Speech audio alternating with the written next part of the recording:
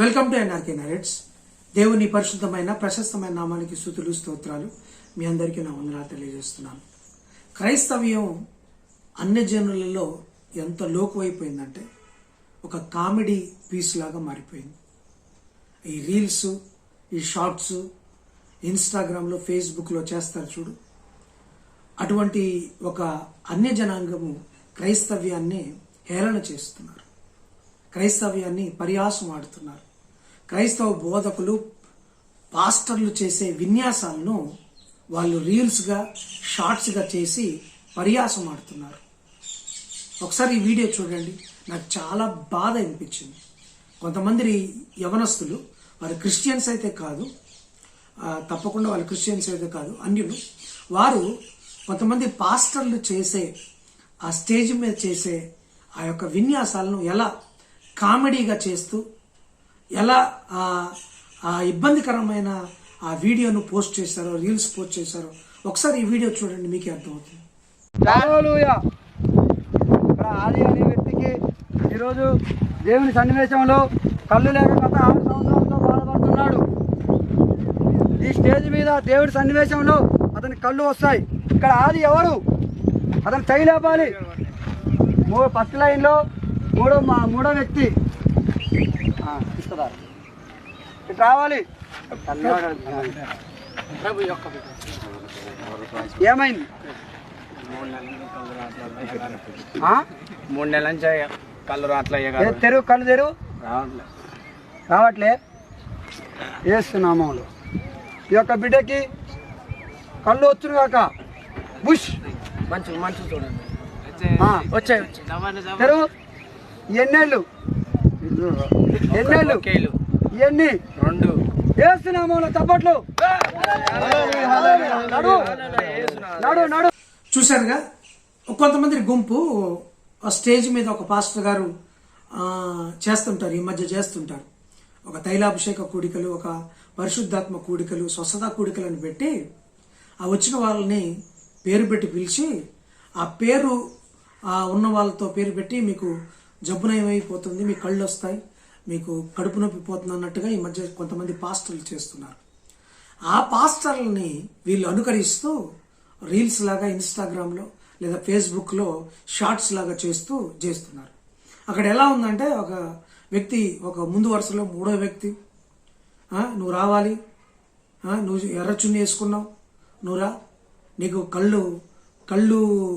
కళ్ళు పోయాయి అని చెప్పి కళ్ళు తెరువు, వేసునామంలో కళ్ళు తెరువు అన్నట్టుగా చేస్తూ వాళ్ళకు కామెడీగా దాన్ని చేస్తున్నారు. ఎంత దౌర్భాగ్యం అండి. మీరు క్రైస్తవేతరులు అయితే ఇలాంటివి చేయమాకండి, అపహాస్యం చేయమాకండి. ఎవరి సిద్ధాంతము, ఎవరి యొక్క మార్గము వారిది. కానీ ఒకవేళ మీరు హైందవులే లేకపోతే ఇంకొకళ్ళు అయితే మీ మార్గాన్ని కానీ లేకపోతే మీ యొక్క ఆచారాలను కానీ ఇలా చేస్తే చాలామంది కోపం వస్తుంది కదా. క్రైస్తవులకు కూడా ఇలానే కొంచెం కోపం వస్తూ ఉంటుంది. అయితే కోపం వచ్చినంత మాత్రాన మిమ్మల్ని ఏమి చేయం, మేము శాంతి కాముకులమే, కాకపోతే బాధ కలుగుతుంది. అయితే మీరు చేసిన దాన్ని తప్పుపడుతున్నాం, మీరు అలా చేయకుండా ఉండాల్సింది.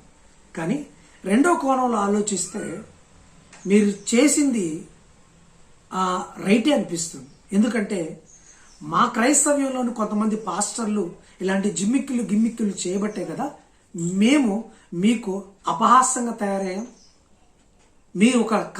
మేము ఒక కామెడీ పీస్గా మీకు ఒక షార్ట్లు, రీల్స్గా దిగజారిపోయినాం. అది మా వాళ్ళనే. కొంతమంది పాస్టర్లు, పేరొందిన పాస్టర్లు, గొప్ప పాస్టర్లు ఇలాంటి గిమ్మిక్కులు చేస్తున్నారు. పేరు పెట్టి పిలవడం, జిమ్మిక్కులు చేయడం, లేని రోగం కూడా నయమైపోతుందని చెప్పటం, డ్రామా ఆర్టిస్టులను పెట్టడం, ఇలా స్టేజ్ మీద పర్ఫార్మెన్స్ చేసి దాన్ని లైవ్ ఇవ్వటం, దాన్ని ఎక్స్పోజ్ చేయటం వల్లనే కదా అది డ్రామా అని, అది జిమ్మిక్ అని మాకు మాత్రమే కాదు మీ అందరికీ తెలిసిపోతుంది. తెలిసిపోవటం వల్లే కదా మీరు ఇలా దాన్ని డ్రామాగా మళ్ళీ చేశారు. ఇది మీ తప్పు కాదు, కానీ మా తప్పే. గిమ్మిక్కులు చేయటం కొంతమంది పాస్టర్లు దైనందిన దినచర్యగా పెట్టుకున్నారు. వాళ్ళు ఫేమస్ అవటానికో, వారు పెద్దగా పాస్టర్లను గొప్పలు పోవడానికో, అమాయకమైన క్రైస్తవ్యులను తన వైపు తిప్పుకోవడానికో, లేకపోతే ఏ విధంగా వాళ్ళ మోటో ఉందో తెలియదు, కానీ కొంతమంది జిమ్మిక్కులు చేస్తున్నారు. మాకు పేర్లు తెలుసని పేర్లు పెట్టి పిలవడం, ఎర్రచున్ని, రెడ్ డ్రెస్, 3వ వరుసలో 4వ వరుసలో సౌమ్య, సౌజన్య అని పిలవడం, మీకు ఆ జబ్బు ఉంది, ఈ జబ్బు ఉందని కొంతమంది డ్రామా ఆర్టిస్టులు పెట్టడం, దుర్గామాత, దేవీమాత, కనకదుర్గమ్మ పట్టిందని చెప్పడం, ఇవన్నీ మేము చేసేవి కదా.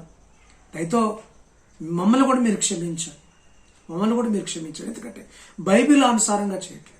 పరిశుద్ధాత్మ కార్యాల్లో ఏది ఈ గిమ్మిక్కులు చేసేవారు సరైనది కాదు. ఇలా చేయటం వల్లే కదా మీకు మేము అలుసైపోయాం, పరిహాసంగా మారిపోయాం. దయతో ఇలాంటి చేసే పాస్టర్లు కూడా ఆలోచించండి. క్రైస్తవ్యాన్ని ఇంతగా దిగజారుస్తున్న ఈ చర్యలు మీ వల్లనే కదా. చాలామంది పేరొందిన పాస్టర్లు ఇలా చేస్తున్నారు కదా. తెలుగు రాష్ట్రాల్లో ఇలా పిలుస్తున్నారు కదా, ఇలా చేస్తున్నారు కదా. ఇది క్రైస్తవ్యానికి అవమానం కాదా? క్రైస్తవ్యానికి చెడ్డ పేరు కాదా? మీ వల్ల నిజముగా నిజాయితీగా ఉన్నది ఉన్నట్టు సత్యవాక్యాన్ని సరిగా విభజించి సత్యం కోసం, సువార్త కోసం నిలబడిన వారికి ఎన్ని ఇబ్బందులు ఇటువంటి పరిస్థితుల వల్ల. మీరు బాగానే ఉంటారు, మీరు మంచి పబ్బం గడుపుకుంటారు. గ్రామాలలో కానీ పట్టణాలలో కానీ సత్యసువార్తను దేవుణ్ణి గురిగా పెట్టుకొని సేవ చేసే అనేక మంది ఇది చూసి ఇబ్బంది పడరు.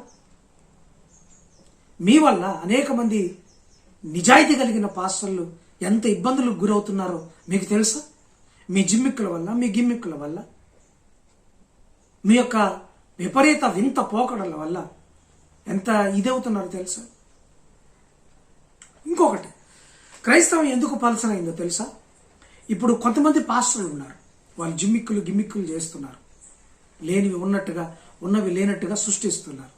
అంటే వాక్యం చెప్పనివి, పరిశుద్ధాత్మ అనుమతించనివి, సంఘంలో నియమావళిలో లేనివి ఇందులోకి చొప్పించి తీసుకొచ్చి ఇది ప్రమోట్ చేస్తూ లైవ్లు లేకపోతే సోషల్లో మీడియాలో పెడుతున్నారు. సరే, పెట్టినప్పుడు ఇది బైబిల్ వాక్యానుసారం లేదనుకున్నప్పుడు, లేకపోతే ఇది పరిశుద్ధాత్మ కార్యం కాదనుకున్నప్పుడు, ఇది యేసుక్రీస్తు సంఘం యొక్క నియమావళికి విరుద్ధంగా ఉంది అనుకున్నప్పుడు, నిజాయితీ కలిగిన పాస్టర్లు లేకపోతే ఆత్మలో కాస్త రగిలింపబడిన పాస్టర్లు అది తప్పని చెప్పడం తప్ప? ఇప్పుడు చేసే పాస్టర్లు ఉన్నారు, చెప్పే పాస్టర్లు ఉన్నారు. ఈ చేసే పాస్టర్లకి చెప్పే పాస్టర్లు తోడవడంతో ఇది సోషల్ మీడియాలో పెద్ద రచ్చగా మారిపోయింది, పెద్ద డిబేట్గా మారిపోయింది. అంటే ఒక రకంగా క్రైస్తవ్యంలో తప్పు చేసే వారిని ఖండించటం, బుద్ధి చెప్పటం, లేకపోతే హెచ్చరించడం అనేది క్రైస్తవేతరులకు హాస్యాస్పదంగా మారిపోయింది, నిందగా మారిపోయింది. ఇందువలనే కదా అన్యులకు లోకువయ్యాను కొంతమంది అంటున్నారు. కరెక్టే. ఇప్పుడు వాళ్ళు తప్పులు చేయబట్టి కొంతమంది నిజాయితీ కలిగిన పాస్టర్లు దాన్ని ఖండిస్తున్నారు, దాన్ని బుద్ధి చెప్తున్నారు. సో ఇలా ఇది హైలైట్ అయిపోయి రచ్చ అవుతుంది, సీన్ క్రియేట్ అవుతుంది. ఇప్పుడు దీనివల్లనే కదా క్రైస్తవ్యం అన్ని జనాల్లో లోకు అవుతుందని కొంతమంది అంటున్నారు. అసలు వీళ్ళు గిమ్మిక్కులు చేయకుండా ఉంటే నిజాయితీ కలిగిన పాస్టర్లు ఎందుకు క్వశ్చన్ చేయాల్సిన అవసరం ఉంటుంది? చేయరు కదా. సత్యవాక్యాన్ని సరిగా అర్థం చేసుకున్న వాళ్ళు ఎప్పుడు క్వశ్చన్ చేస్తారు, ఎప్పుడు ప్రశ్నిస్తారు, ఎప్పుడు బుద్ధి చెప్తారు, ఎప్పుడు హెచ్చరిస్తారు, ఎప్పుడు సలహా ఇస్తారంటే అవతలి వ్యక్తులు బైబిల్కు విరుద్ధంగా, పరిశుద్ధాత్మ కార్యాలకు విరుద్ధంగా ప్రవర్తించినప్పుడు ఖచ్చితంగా ప్రశ్నిస్తారు, ఖచ్చితంగా హెచ్చరిస్తారు, అబ్బాయి ఇది కాదు అని, ఇది వాక్యానుసారం కాదని. ఇలా జరుగుతున్నప్పుడు బయట రచ్చవుతుంది. అన్ని జనాంగాలకు మనం ఒక చీప్గా మారిపోతాం, చిన్న చూపుగా మారిపోతాం, లోకు అవుతున్నాం. అంటే ఇప్పుడు చెప్పొచ్చేది ఏంటంటే ప్రతి ఒక్క పాస్టర్ కానీ, పెద్ద పాస్టర్ అయినా చిన్న పాస్టర్ ఎవరైనా కానీ, బైబిల్లో ఉన్నది ఉన్నట్టు చేయటం వల్ల, పరిశుద్ధాత్మ కార్యాలను దేవుడు అనుమతించి పరిశుద్ధాత్మ శక్తి ద్వారా చేయడం వల్ల ఎవరికి ఏ ఇబ్బంది ఉండదు. ఎప్పుడు ఇబ్బంది ఉంటుందంటే ఇది అనుమతించని కార్యాలను నీ ఇష్టానుసారంగా సొంత చిత్తంతో చేస్తూ, నీ సొంత జ్ఞానం అందులో చొప్పిస్తూ సంఘాన్ని గలిబిలి చేస్తున్నప్పుడు, అప్పుడు ఇతరులు ప్రశ్నించినప్పుడు క్రైస్తవ్యం బయట వారి దగ్గర లోకు అయిపోతుంది. అలా లోకో కాకూడదంటే ప్రతి ఒక్కరూ క్రీస్తు ఎలా సంఘానికి శిరస్సై ప్రాణం పెట్టి రక్తం కార్చారు, మనం కూడా అలాంటిదే చేయాలి. సంఘ నియమాలతో చేయాలి. అంతేగాని సొంత జ్ఞానం. ఎవరిదండి సంఘం? నీకున్న సంఘం కానీ, నాకున్న సంఘం కానీ, ఈ లోకంలో ప్రతి పాస్టర్కున్న సంఘం ఎవరిదండి సంఘం? అయ్యగారిదా సంఘం? పాస్టర్ గారిదా సంఘం? కాదు కదా, క్రీస్తు సంఘం కదా. ఆయన రక్తం ఇచ్చి రక్తము కార్చి కని కొన్న సంఘం కదా. ఆ సంఘాన్ని మనం కాస్తున్నాం, ఆ సంఘానికి కాపరిగా ఉన్నాం, ఆ సంఘానికి మనము సత్యవాక్యాన్ని బోధిస్తున్నాం. అటువంటప్పుడు నీ సొంత జ్ఞానం ఎక్కడిదండి? నీ సొంత పైత్యం ఎక్కడిదండి? నీ సొంత చిత్తం ఎక్కడిదండి? లేదు కదా. ప్రతిదీ బైబిలానుసారంగా వాక్యానుసారంగా ఉండాలి కదండి. అలా లేనప్పుడే ఇతరులు ప్రశ్నిస్తున్నప్పుడు బయటి వాళ్లకు క్రైస్తవయ్యం లోకు అయిపోతుంది, పలచన అయిపోతుంది.